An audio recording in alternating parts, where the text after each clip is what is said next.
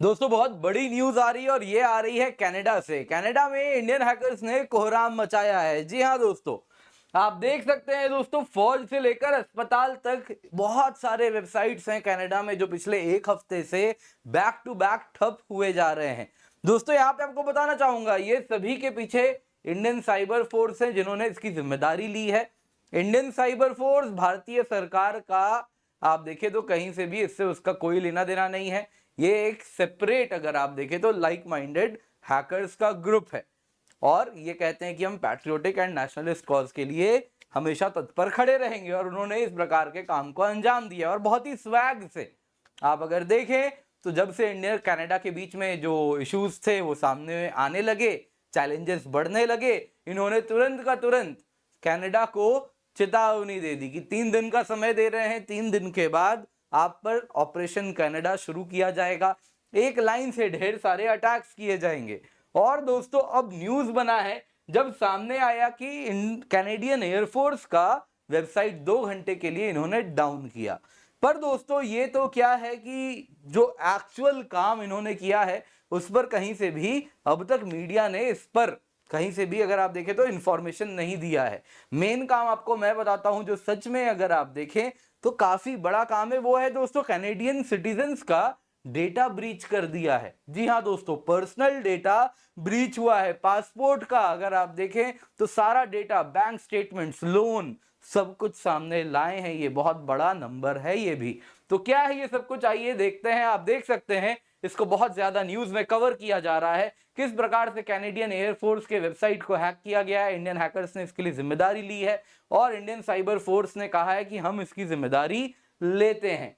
अब दोस्तों यहाँ पे आप देख रहे हैं ये है इंडियन साइबर फोर्स का लोगो, जिसमें आप देख सकते हैं धर्मो रक्षति रक्षिता, है ना। धर्म की रक्षा करने वाले ही धर्म को, धर्म भी उन्हीं की रक्षा करता है।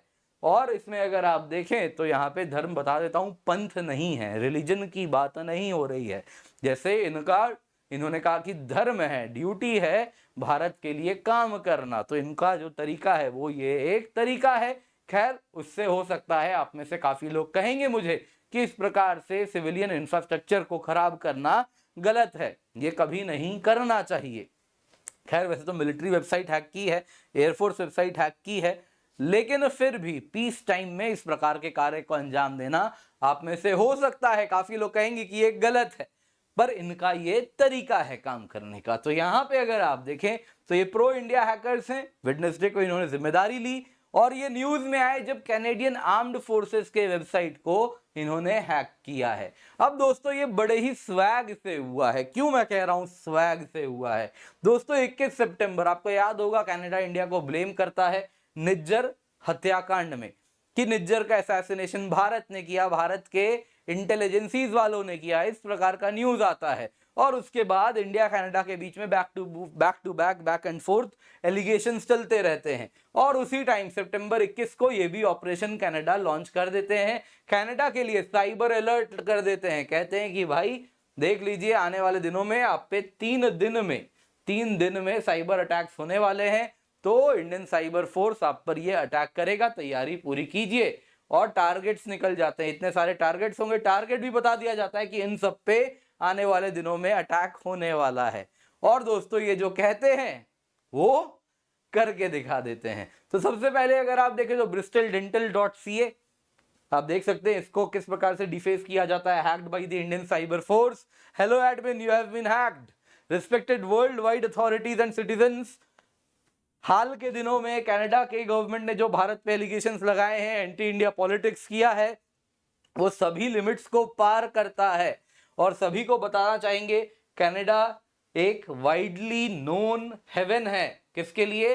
आतंकवादियों के लिए, ये सब कहते हैं। और फिर कनाडा को कहते हैं कि क्राइम रेट बढ़ रहा है, इसको कम करें।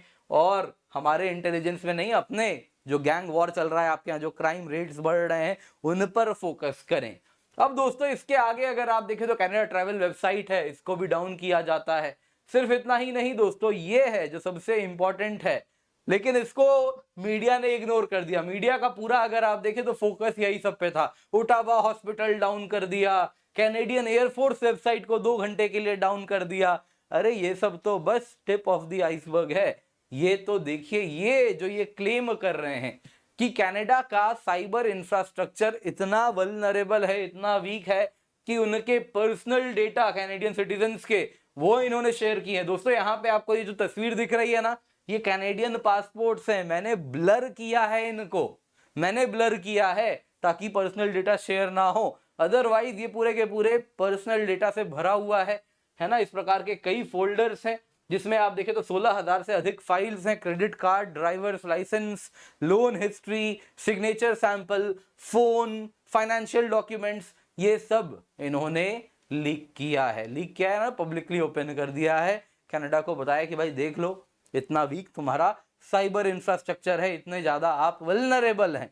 तो दोस्तों ये सब न्यूज सामने आया है और ये काम मैं सच में कहता हूं, this is a credible piece of, मतलब this is a good piece of work. मैं नहीं कहूंगा पर्सनल डेटा ऑब्वियसली शेयर करना गलत है, लेकिन एट द सेम टाइम ये जो काम है ये इजी नहीं होता बाकी कामों की तुलना में। तो ये मीडिया में इसके ऊपर चर्चा होनी चाहिए थी। अब दोस्तों यहाँ पे आपको मैं ये भी बताना चाहूंगा कि आप में से काफी लोग कहेंगे सर आप तो ग्लोरीफाई कर रहे हैं हैकिंग वगैरह को।